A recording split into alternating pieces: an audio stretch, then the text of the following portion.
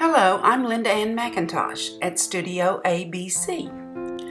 Let's take a little trip over to Bentonville, Arkansas to Crystal Bridges Museum. Crystal Bridges was first started by a lady named Alice Walton. Her father was Sam Walton, and if that sounds familiar to you, it's because Sam Walton is the person who began Walmart stores.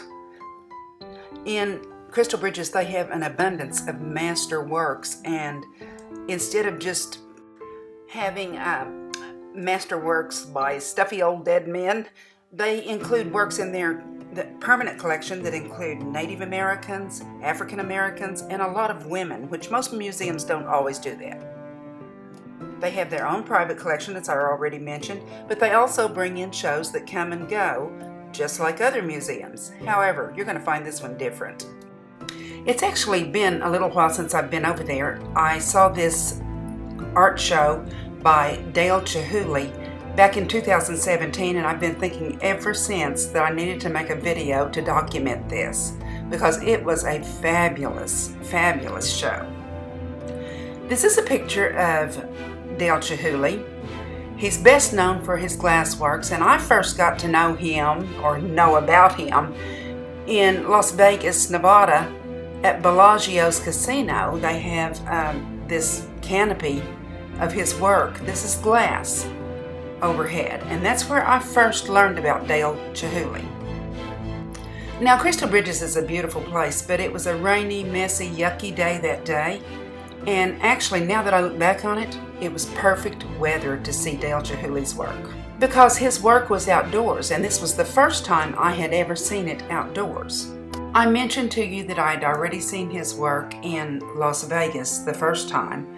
I had seen it the second time, though, in Fort Wayne, Indiana, and now here I am in Bentonville, Arkansas. The funny thing is, we have one in Oklahoma City that's one of the largest ever collections of his work, and I've never seen it. I'm going to correct that pretty soon. Dale Chihuly is an installation artist. Most of the time he does other things. He started his career as a weaver, and he started putting little pieces of glass into his weavings, and he wanted to go to graduate school to learn more about glass and glass blowing. He already had a degree from the University of Washington, but he wanted to go to graduate school because his desire was to become a glass blower, and it was going to take money to go to school to learn that. So he spent some time working as a commercial fisherman in Alaska. He only worked there for about 6 months, but in 1966, he received a full scholarship to study at America's very first glass program at the University of Wisconsin. And if you've been looking at the pictures that I've been displaying, it's like being in a fantasy land. We're going to creep back there and see the red sculptures next. It's like being in a fantasy land. He makes all of these organic type forms that look like they could actually be little stems of a plant growing up, and he connects them all together, and it almost convinces you that they belong there. That's where they need to be. I was so enthralled with the art that I was seeing that it was hard sometimes to see what was separate. Even though these were really bright glass, it was like it all belonged together. It was like a wonderland. And I was like a child in a wonderland. See how these colors blend together here, the nature and the glass?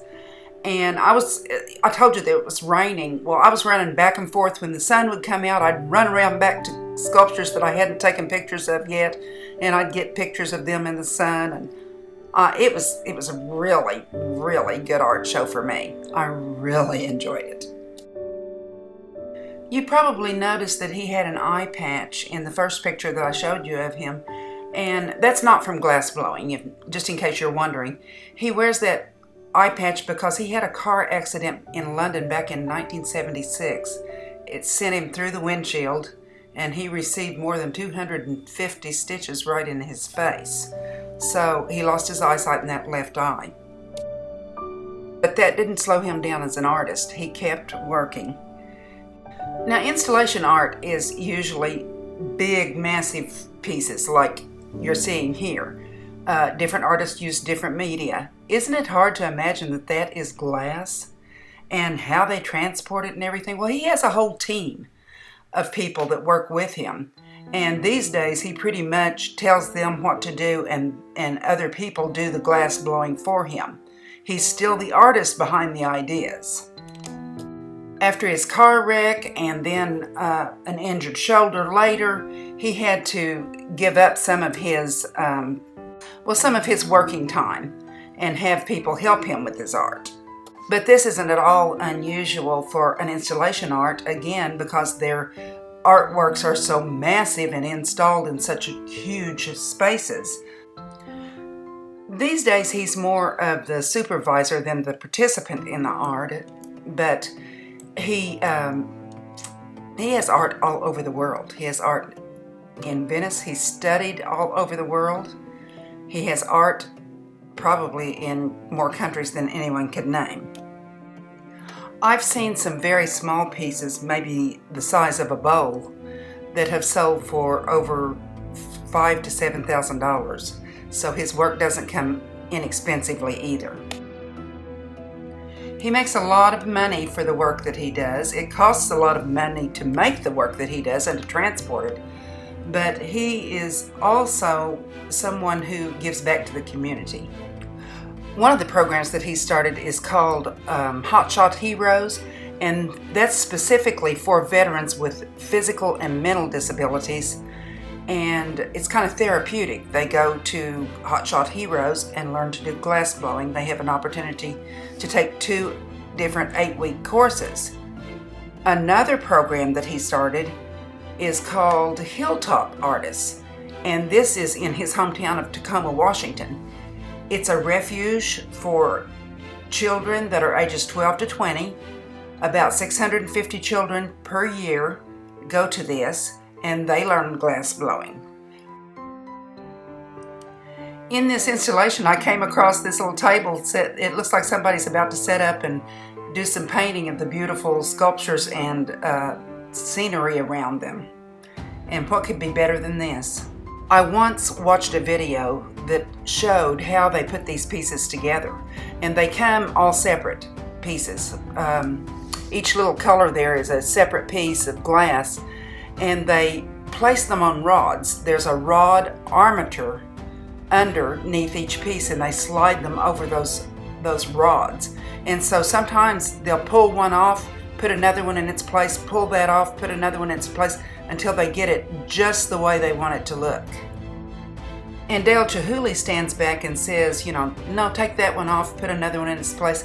And I got the idea that when they take these down and take them to another place, which this isn't still at Crystal Bridges now, it was a show that came in and then left, but when they take it to another place, I got the idea from that video that it might not be organized in exactly the same way when they put it back up.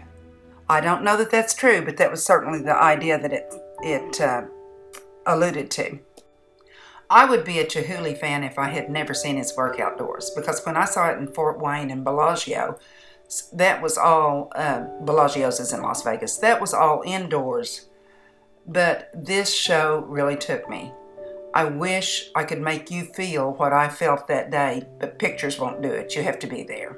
You've heard that phrase, you have to be there? Well, you have to be there. I told my husband Seneca that he fit right in to the sculptures with that neon green shirt that he was wearing. Looked pretty snazzy. The gardens are beautiful there at Crystal Bridges, no matter whether they have sculpture in them or not. But ever since I saw that show, every time I go there, I long to see Dale Chihuly's work back there. It was amazing. Have I said it was amazing? Yeah, I did. You couldn't really see one work from another work. You would walk down this path and you might see a glimpse of it, like something up in a tree or just a little piece of it, but then you walk around and you see more of it and what's there.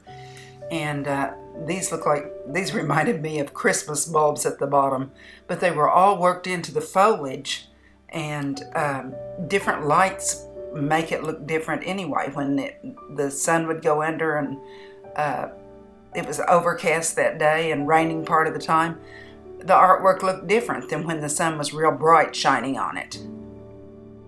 And I always can find some little interesting thing that I think's interesting that nobody else would notice, probably. They tell me that's the eye of the artist. In all this beauty, I found a little stone stuck in an area with a little green plant beside it. Imagine that. So you walk on down the path and you come up on something like this, and it's glass in a boat. And Chihuly often floats these bubble-like forms in water during some of his displays. And now we're walking up on the outside near the end of the show, near the end of the outdoor show, because remember he had an indoor show also, which I didn't do many pictures when we went indoors. I could have. They allow you to do that at Crystal Bridges.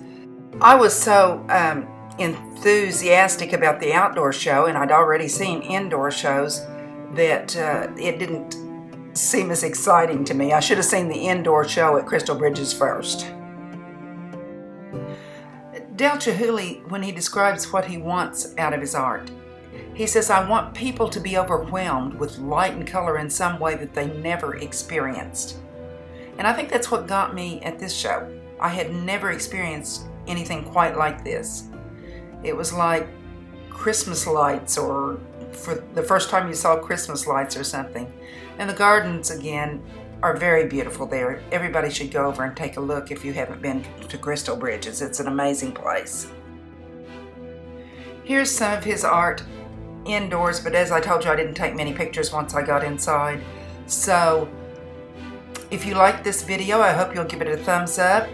I have Google Classroom that I use with my students, with my young students, but if you would like to join some artists in a discussion about art and displaying, see us at Studio ABC on Facebook. That group is the same name as my YouTube channel. I miss a comment or two here and there, but I always try to answer your comments, so leave me a comment below and tell me what you think about Dale Chihuly's work. My channel is all about art, art shows and art tutorials and art. So if you enjoy art too, click that subscribe button so that you can get notifications. I think you have to click a little bell also, and then you'll get notifications every time I put videos online. But I've already got several videos, so go check those out. Thanks so much for watching.